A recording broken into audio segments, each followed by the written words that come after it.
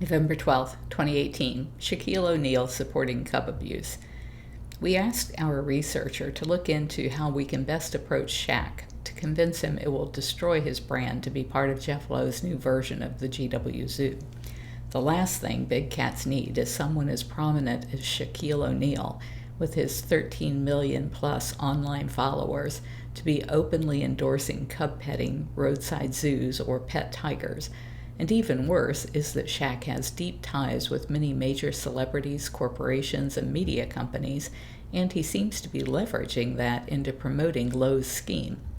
Since Shaq was brought on board, Lowe appears to be getting much more business and publicity, with Shaq being filmed at the zoo for an upcoming episode of a, quote, very popular TV show, news outlets running stories about his visits, and rumors that, quote, one of the most popular tourist attractions in the country, unquote, has booked his tiger cubs for photo shoots. Lowe is being very cryptic about that last one to avoid protests. I believe Shaq was involved in the 90s with David McMillan of Tiger's Eye Productions in Oviedo, Florida. I'm pretty sure the West Coast tiger exploiter, Brian McMillan, is David's brother.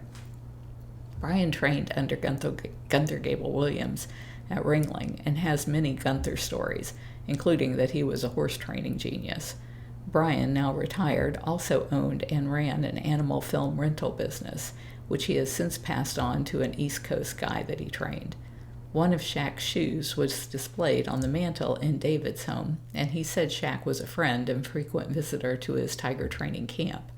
The only legal trouble I ever had with USDA was when I went on camera as a rebuttal witness to USDA's position that beating a lion in a transport wagon with a baseball bat was standard training procedures, and thus not a violation of the Animal Welfare Act.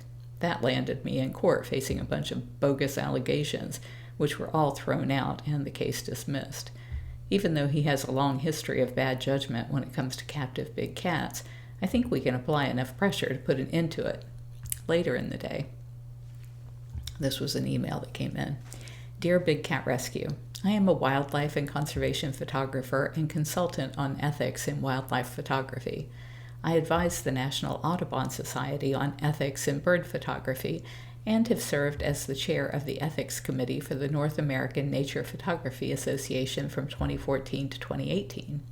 I remain a member, though I resigned as chair not long ago. I've also advised the National Wildlife Federation on ethics in wildlife photography.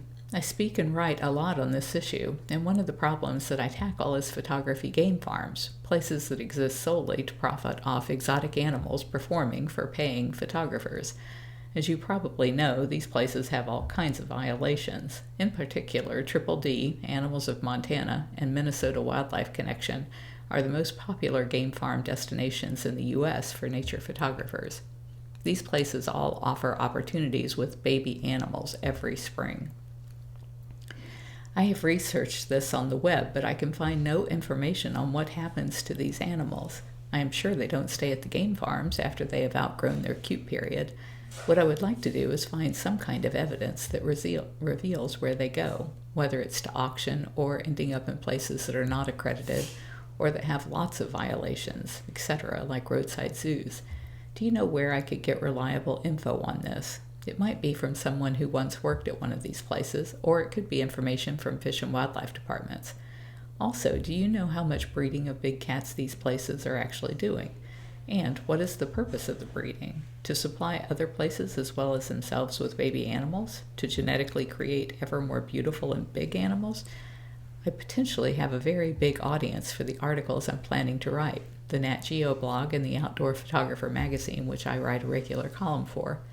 I would appreciate very much any guidance you can give. Let me know if you need more info on me, my work, or what I'm looking for. Thanks kindly, Melissa Grew, fellow at the International League of Conservation Photographers, wildlife columnist, Outdoor Photographer magazine, contributing editor to Audubon magazine, and represented by National Geographic Image Collection. And then she gave her website, melissagrew.com. What's really interesting is yesterday I was looking for a picture of a wild bobcat, and I started to use this picture, and then I saw that it was not one of ours. It was actually signed by some other photographer, and the photographer was Melissa Grew. And so She really is good. If all the pictures I have of bobcats, hers was the one that appealed to me, she's good. So I wrote her back and I said, "Dear Melissa, I feel my life just came full circle reading about your inquiry as to what happens at game farms.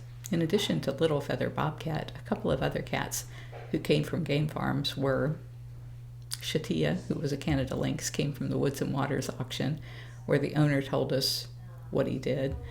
Kanawa, a Siberian lynx from a guy who only had her as a lure for photography, and Little Feather, the bobcat from Grady McGee in South Carolina, who's no longer around. All of these arrived here in the early 1990s, before the internet was known to us in 1996. There were ads I would see for captive wildlife photography, so I started asking around about how that was done. Back then, the people doing it weren't ashamed to admit that they would breed their cats to get kittens, because everyone wanted cute mom and kitten photos for magazines, calendars, and such. They would then drug the moms, snare a back leg with a wire noose that was staked down in the ground, hide it with grass, flowers, or a log, and then turn the kittens loose to go to her as she awoke. Photographers would then snap photos of the mom doing her best to protect her kittens, which also gave them all of those hissing shots they so desperately wanted. Just a horrifying situation for both the kittens and their mothers, as you can imagine. As long as people would pay to do it, the game farms continued to advertise it.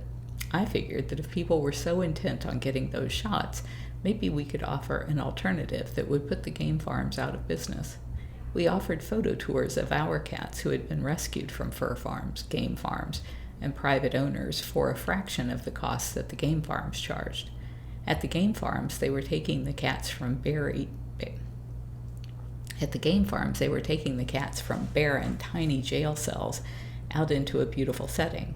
I decided all of our cats would live in beautiful natural settings all the time, and I'd take the photographer into their enclosures to get the photos. Our cats were relaxed to the point that in order to get a hissing shot, we would yawn over and over until the cat yawned. It sort of looked like a hiss. I couldn't compete on the kitten aspect because we learned very quickly there was no reason to breed cats for life in prison, but what I could offer would draw enough of the photographers that I could spend the whole day they were here teaching them about what happens behind the scenes at game farms. Once the internet came along and people were obsessed with selfies, we stopped taking them inside the cages because that was sending the wrong message. They aren't pets or photo props. We still do photo tours, but the photographers have to stay outside of the cages. I think we had a pretty big impact on game farms as I saw fewer and fewer ads for cat shoots. The question you ask are the ones we're trying to answer. There is precious little proof, so you have to lean on common sense. Where do the cats come from? Some are bred at the game farms, but some come from the pay-to-play cub-petting schemes. All about that at bigcatrescue.org/cubs.